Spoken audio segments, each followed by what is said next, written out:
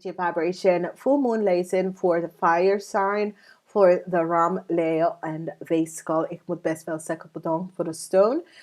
This lezing is voor 15 oktober tot en met 15 november. Oké, dus het is de full moon voor de maand van oktober, maar de energy begint en gaat over naar november.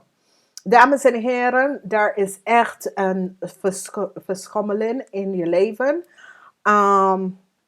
En voor de ram, daar is echt heel veel verschommeling in je leven.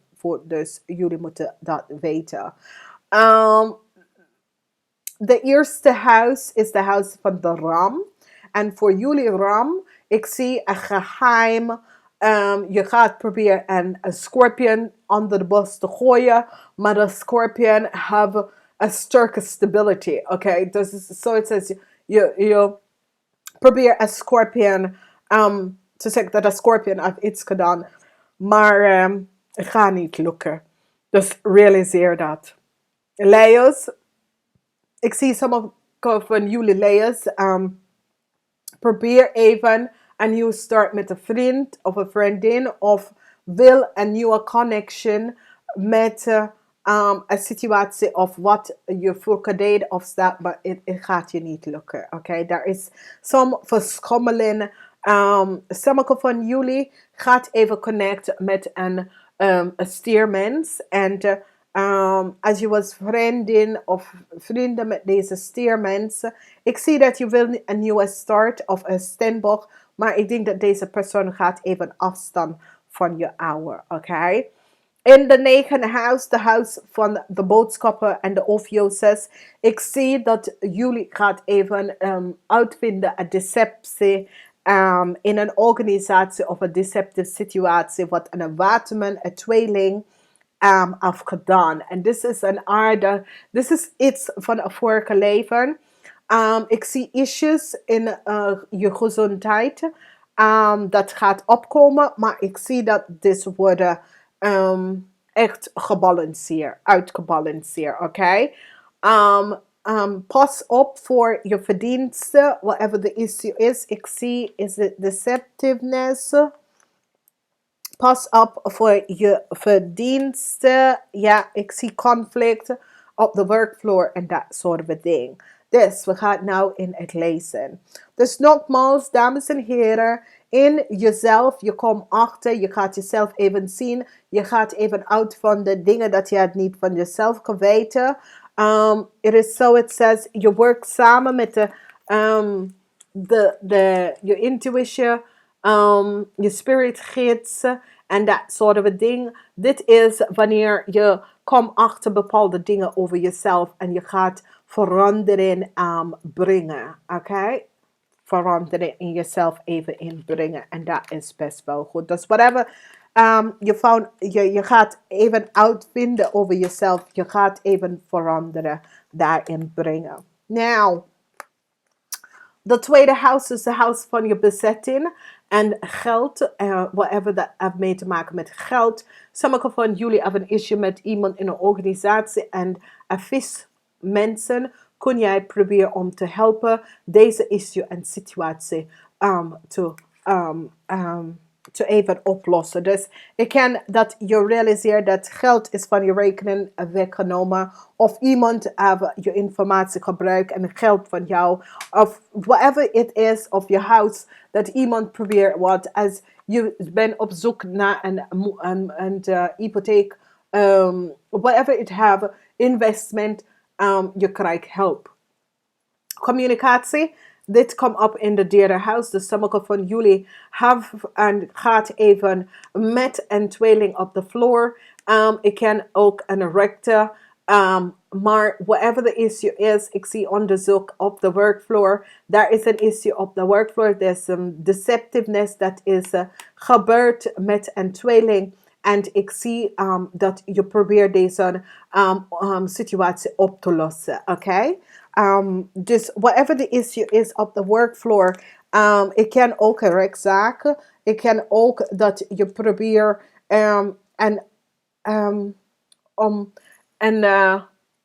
oneerlijke situatie in balans om te brengen. Dat workt ook. In de family, daar is een huge issue voor sommigen van jullie. Ik ken in je relatie, het is over de liefde. Ik ken met de kind, waar de kind kunnen best wel ziek in problemen komen. Whatever the issue is, ik zie een opstelling in je family. En het kan dat je komt achter dat een familieleden have een issue of een problemen of een familieleden zijn werk is verloren of dat soort van ding. En je gaat deze familieleden steunen in een zeer positieve manier. Oké, zo je kan je partner dat hun een contract is niet verlengen, dat soort van ding.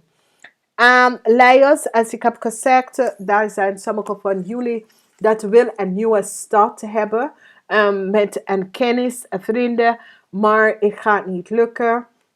De nieuwe start komt er niet op vanwege door. Sommigen van jullie willen gaan eten, uitgaan en dat soort van dingen. Maar je hebt het geld daar niet voor. Dat komt ook op, dus realiseer. Dus er zijn verschillende issues en situaties dat gaat spelen. Dus sommige van jullie willen weggaan voor de kerst of dat. Je realiseert dat ja, je hebt niet de geld. Oké, de 6 house is de house van je career en dat soort van ding. Sommige van jullie, je hebt echt, de 6 house is de house van de maag en de maag valt in de 6 house. Dus sommige van jullie verwacht een offer van een maag. Ja, ik ken iemand in de maag.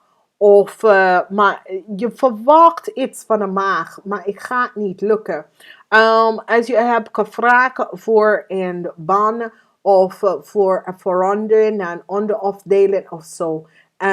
Je krijgt geen goede. Als je hebt gevraagd voor een promotie of een salarisverhoging, dat gaat ook niet gebeurd. Oké? Nou, we gaan even bekijken de 7 house van relaxatie met vrienden, huwelijk en dat soort van dingen. Als je bent in een relatie of een huwelijk met een waterman mensen, het komt tot een eind. Of voor sommigen van jullie, als je hebt een issue met een vriendin, ik denk dat daar is een verandering dat komt tussen u en deze vriendschap.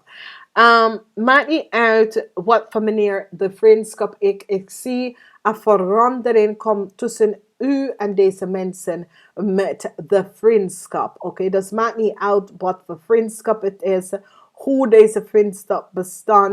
Ik zie een verandering. En als het heeft mee te maken met deze zijn mensen. Ik heb je familie dat je bent in zaken met of dat. Ik zie een verandering daarin komt. In de 8 house of intimacy heb je best wel zoiets als een verandering. Sommigen van jullie dat is getrouwd of in een relatie en dat was geen physical connectie. Dat gaat genezen. Dat betekent je gaat even zien dat deze persoon gaat even hier aan werken om de physical connectie tussen u en de persoon even in balans om te brengen vanwege doordat die wil de relatie even genezen. Dus voor bijvoorbeeld je woont voor een tijdje, er is geen seks in je relatie. Daar komt verandering omdat je partner houdt best wel van jou. En die wil gewoon aan genezen naar je relatie. Oké, dus je gaat even zien dat je partner gaat zijn best doen om even om even te connecten op een intimate manier. Dus de intimacy tussen u en je partner wordt veel beter. Van daar is genezing. Als we gaan even kijken naar de culture, custom, education, spirituality en dat allemaal. De tweeling is hier. Whatever the issue en de situatie is met de tweeling, whatever the conflict is. Ik zie dat voor de 9 house, voor de boodschappenmens, je gaat even achterkomen een issue en een situatie Als jullie hebben wat conflict tussen u en een tweeling, this word behind that is een karmatic situatie. Dus jullie boodschappen en Ophiuchus, als je hebt issues met een tweeling mensen, dit wordt opgelost. Voor de rest van jullie boodschappen gaat achtervonden wat een waterman en een tweeling heeft gedaan. Oké? En this is een karmatic situatie. En die gaat even vertellen wat deze mensen hebben gedaan. Dus is zoals ze komen achter wat deze mensen hebben gedaan. En ze proberen gewoon de situatie op te lossen. Nou, we bekijken de 10e huis. En voor de rest van jullie, de 10e huis voor de Leeuws. En de boodschap is goed. Je repetitie is goed. Maar als sommige van jullie proberen een standbook person te beschadigen de repetitie van een standbook person, het gaat niet lukken. Vanwege dat deze persoon gaat even opstaan tegen de leugens en deceptiveness wat is gebeurd. Dus ik zie de zon komt uit voor een ram. Je probeert een standbook repetitie te kapot te maken. Maar deze persoon komt uit on top. Oké? Dus niet vergeten. Het is dat sommige van jullie ram proberen de repetitie van iemand. Weet je, om iemand slecht te praten. Of slechts iets te doen of te liggen. En dat soort dingen over iemand. Maar deze persoon komt best wel goed uit. En de offer gaat voor de persoon, niet voor jou. En dit affect de ram mensen. Oké? Voor de rest van jullie, je repetition is intact. De 11th house. Sommige van jullie komen echt naar... weet je komt op een punt dat je denkt, hey, ik wil niks meer van deze dingen. Doei. Ik laat het achter mij. Ik ga het vooruit in mijn leven. En opeens, je krijgt geluk. Opeens geluk komt. En het heeft iets mee te maken met vriendschap, groepsituatie. Je had je hoop voor iets. Het is zoals je had opgegeven. En ongelooflijk, je krijgt een blik dat deze ding komt best wel naar jou. Dus ik ken dat je vraagt voor helpen. Ik ken dat je vraagt voor hulp van een organisatie of weet je, iets wat mee te maken met een groep van mensen. Dat ze moet echt een beslissing hierover geven. Ze gaat best wel de beslissing. En zoals sommige van jullie zeggen, ja, hey, ik wacht daar niet meer. Ik ga gewoon verder met mijn leven. En all of a sudden krijg je best wel dat break. Zoals je had gevraagd voor... iemand om jou te helpen of whatever the issue is. En sommige van jullie denken, hey, ik heb hier geen zin meer in, laat het even. En dan opeens krijg je een breakthrough dat deze issue of deze situatie wordt gebalanceerd.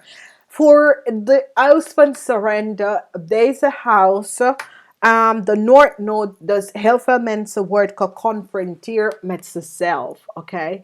Maar de mensen dat voel this is de mensen tussen 18 en 45. Dus heel veel van jullie wordt geconfronteerd tegen jezelf over issues, dingen, situaties, dingen dat is gebeurd met jou in het verleden.